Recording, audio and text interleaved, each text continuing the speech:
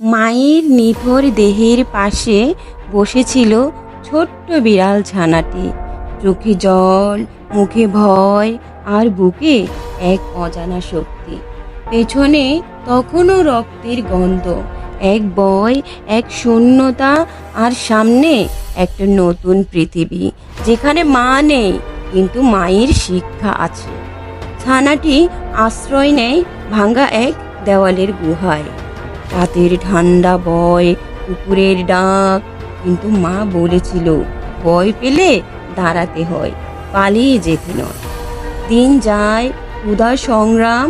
ছানাটি সংগ্রাম করতে শেখে, শিকার করতে শেখে, বাঁচতে শেখে, কিন্তু বুকের ভেতর গাঁথা থাকে মায়ের শেষ চাহনি। তুই বাঁচবি, আমি দেখব তোর বাঁচা। এই কথাটি ওর শক্তি হয়ে দাঁড়ায়। এক রাতে ছানাটি ফিরে আসে সেই পুরনো রাস্তায়, যেখানে মা লড়েছিল, কিন্তু মা হারেনি। চাঁদের আলোয় ছানাটি আর কাঁদে না, চোখ বন্ধ করে বলে, আমি কথা রাখছি মা, আমি বেঁচে আছি।